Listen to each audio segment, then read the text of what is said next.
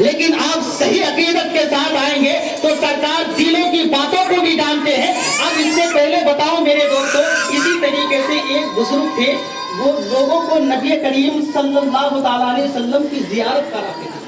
نبی کریم صلی اللہ تعالیٰ علیہ وسلم کی زیارت کراتے تھے۔ تو وہ بزرگ کو اس کی بیوی نے کہا، اے میرے شوہر کہ آپ مجھے نبی کی زیارت کرا دیں، آپ بھی مجھے نبی کی زیارت کرا دے۔ تو اس وقت اس بزرگ نے اپنی بیوی سے کہا کہ ٹھیک ہے، اچھے سے غسل کر لے، اچھا کپڑا پہن لے، اس کے بعد اچھی چوڑیاں پہن لے، اچھے کنگن پہن لے، اچھے مالے وغیرہ لگا لے، پھر اس کے بعد میں تجھے نبی کی زیارت کراتا ہوں۔ تو اس کی بیوی، اس بزرگ کی بیوی نے اچھے سے نہایا، اچھا کپڑا پہنا، اچھی چوڑیاں پہنی، اچھے کنگن پہنے۔ تو اس کے بعد اس بزرگ نے اس کی بیوی کے بھائی سے کہا، اے میرے سالے صاحب، دیکھو کہ تمہاری بہن اس عمر میں دوسرا شوہر کرنا چاہتی ہے۔ اتنا دیکھنے کے بعد جب اس کے بھائی نے اپنی بہن کو دیکھا کہ میری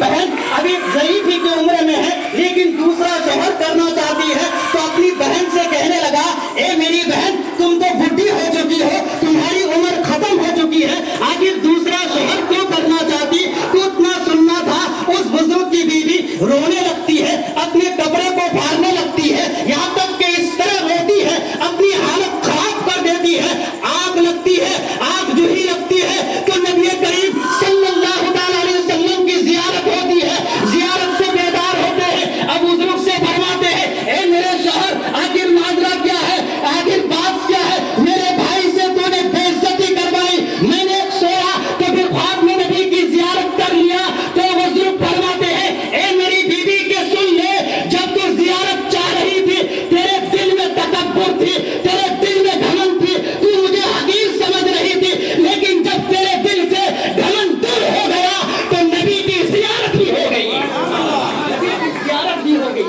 تو حضرات محترم، تو نبی کی زیارت کرنے کے لیے، نائب رسول کی زیارت کرنے کے لیے ویسا دل پیدا کرنا پڑتا ہے، جھوٹ بول کر کے، جھوٹے خواب بنا کر کے، جھوٹے بہانے بنا کر کے نہیں، آپ صحیح عقیدت سے آئے۔ سرکار خواجہ رحمت اللہ نائب رسول آپ کے دلوں سے بھی واقف ہے میرے دوستو۔ کتابوں میں آتا ہے کہ نندیال سے ایک شخص سرکار خواجہ رحمت اللہ نائب رسول کو سوانح حیات میں لکھتے ہیں، لکھنے والے لکھتے ہیں حضرات محترم کہ نندیال سے جب خط لکھتے ہیں تو سرکار خواجہ رحمت اللہ نائب رسول اس وقت کرنول میں تشریف فرما تھے۔ تو سرکار خواجہ رحمت اللہ نائب رسول اس خط کو پڑھنے کے بعد رکھ لیتے ہیں، کچھ مہینے کے بعد اسی خط لکھنے والے انسان سے ملاقات ہوتی ہے۔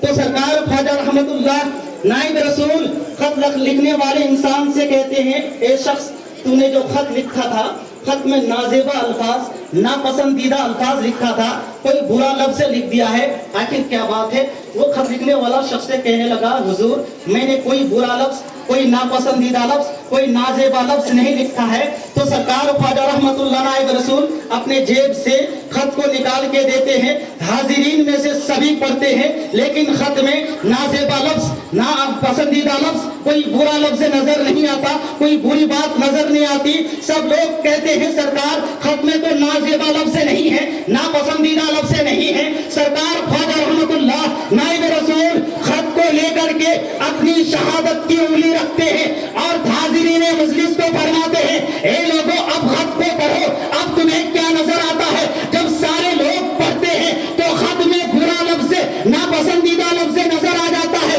خط لکھنے والا سرکار کے قدموں میں گرتا ہے اور کہتا ہے، حضور، مجھ سے غلطی ہو گئی، جب میں خط لکھ رہا تھا تو میرے دل میں خیال آیا تھا کہ برا لکھوں، اب مجھے پتا چل گیا ہے جو اللہ والے ہوتے ہیں تو وہ دل کی باتوں کو بھی جان لیا کرتے ہیں، باتوں کو بھی جان لیا کرتے ہیں۔ آپ کس مقصد سے آئے ہیں، کس غرض سے آئے ہیں؟ تو سرکار خواجہ رحمت اللہ نائب رسول اس مقصد کو اور اس غرض کو جانتے ہیں میرے دوستو۔ سرکار کس مقصد سے آئے ہیں، لیکن حضرات محترم، وہی بتایا کہ بنانے سے نہیں ہوتا میرے دوستو۔ آج یہ بھی اسی طریقے سے بہت سارے جعلی پیروں کے مرید بھی گھومتے ہیں، جس طرح وہ جاہل تو اس کے مرید بھی جاہل ہوتے ہیں، اس کے مرید بھی جاہل ہوتے ہیں۔ تو اسی طریقے سے ایک اچھے جانکار حضرات سے میرے دوستو، تو وہ جاہل پیر کے مرید کا ایک اچھے جانکار سے مقابلہ ہوا، تو وہ جاہل مرید کہنے لگا، اپنے پیر کی خاصیت گنانے لگا۔ پیر کا وضو تو اس حالت میں ٹوٹتا